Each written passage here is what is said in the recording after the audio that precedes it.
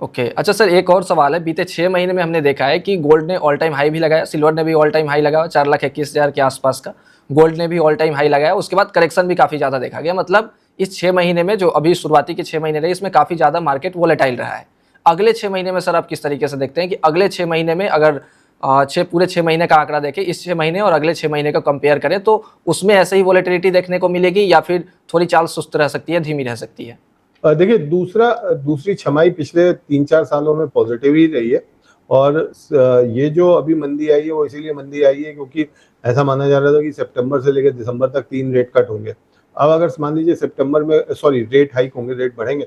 अब अगर मान लीजिए सितंबर में रेट्स नहीं बढ़ते हैं, तो फिर जो हॉकिश लोग हैं, जो बेचने वाले हैं, उनको निराशा लगेगी आज और वो फिर एक शॉर्ट कवरिंग शुरू हो जाएगी और अगर रेट बढ़ भी जाते हैं सितंबर में, तो फिर आगे नवंबर दिसंबर में रेट बढ़ने के चांसेस कम है क्योंकि नवंबर के अंदर यूएस में मिड टर्म इलेक्शन है और मिड टर्म इलेक्शन के टाइम पे रेट हाइक जो है वो पॉसिबल नहीं है। इनफैक्ट अगर आपको ध्यान हो तो इलेक्शन के टाइम पे ट्रंप जो है वो बिल्कुल बहुत क्लियर थे, जिसमें वो पावेल को वार्निंग दे रहे थे कि किसी भी तरह की जो रेट हाइक है वो बाजार में नहीं होनी चाहिए, किसी भी तरह का रेट कट जो है वो बाजार में नहीं होना चाहिए और रेट कट अगर हुआ तो ये माना जाएगा कि ये बाइडेन को सपोर्ट करने के लिए। तो यस सर। आप सोचिए कि जब वो चुनाव के पहले वो खुद ही रेट कट को मना कर रहे थे क्योंकि इससे पब्लिक का सपोर्ट जो है वो बाइडेन को मिल सकता है, तो मुझे नहीं लगता मिड टर्म इलेक्शन के पहले वो जो जिस तरह से केविन वॉश को लेके आए हैं वहां पे फिर हमें एक रेट हाइक देखने को मिलेगी और फिर मार्केट उसको जब फैक्टर इन करना शुरू करेगा तो नवंबर दिसंबर के अंदर हमें एक बहुत अच्छी उछाल जो है वो देखने को मिलनी चाहिए सोने और चांदी दोनों में।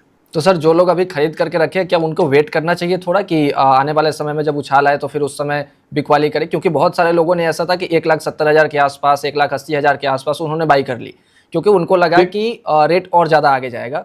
तो उनको क्या अभी होल्ड करके रखना चाहिए या फिर यहाँ से थोड़ा मतलब थोड़ा अपना सेल करना चाहिए? देखिए, अगर आपको पैसे की ज़रूरत नहीं है, जब तक आपको पैसे की ज़रूरत नहीं है, तब तक तो बिल्कुल नहीं आपको सेल करना चाहिए। पैसे की ज़रूरत है तो कोई बात नहीं, लेकिन अगर पैसे की ज़रूरत नहीं है, तो अगले 6 महीने के लिए गोल्ड थोड़ा ठीक लग रहा है, मेरा मानना है।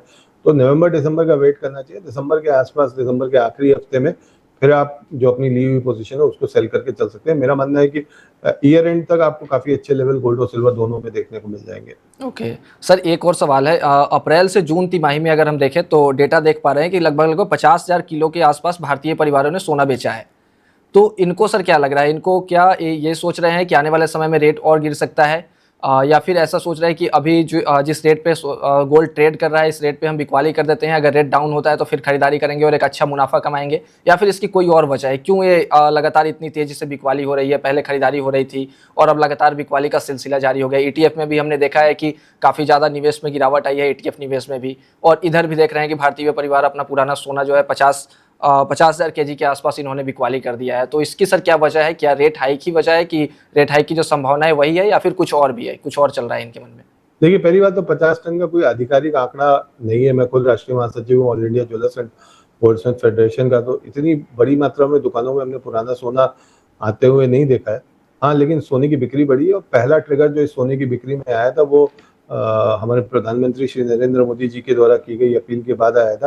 ओके। जिसमें लोगों को ये लगा कि भाई जो सोना उनके पास रखा हुआ है, कहीं ऐसा ना हो उस सोने को लेके कोई रूल्स एंड रेगुलेशन गवर्नमेंट लेके आ जाए और वहाँ पे उन्होंने उसको सेल करना जो है वो शुरू कर दिया।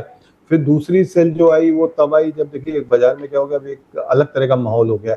जब एकदम बिकता है, नीचे आता है तो लोगों को लगता है कि अब इसको बेच दो, अब और नीचे आ जाएगा और ऊपर जाता है तो लोग ऊपर में चेस करने की because of fear of missing out कोशिश करते हैं। तो ये ग्रीड और फियर का फैक्टर है। जब फियर बढ़ता है तो हम देखते हैं जो वीक हैंड्स होते हैं वो मार्केट से निकलने की कोशिश करते हैं, तो एक वो कारण है। तीसरा जो सबसे महत्वपूर्ण कारण है कि इस बार मानसून की जो उम्मीदें हैं वो काफी कम है।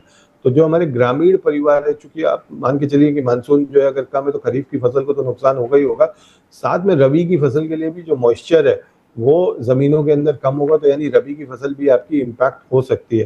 तो जब रबी और खरीफ जो भारत की मेन दो फसलें अगर वो उनके प्रोडक्शन में किसी भी तरह की कम होने की उम्मीद है, तो वहां पे क्या होता है कि फिर किसान जो है उसको लोन मिलने कम हो जाते हैं और जो उसका या वो लोन लेना भी नहीं चाहता है, वो गोल्ड और सिल्वर जो उसके पास पड़ा हुआ है वो उसको बेच के अपना काम चलाने की कोशिश करता है। तो एक ये भी कारण है कि हमने गोल्ड गोल्ड के अंदर जो है वो बिकवाली आते हुए देखी।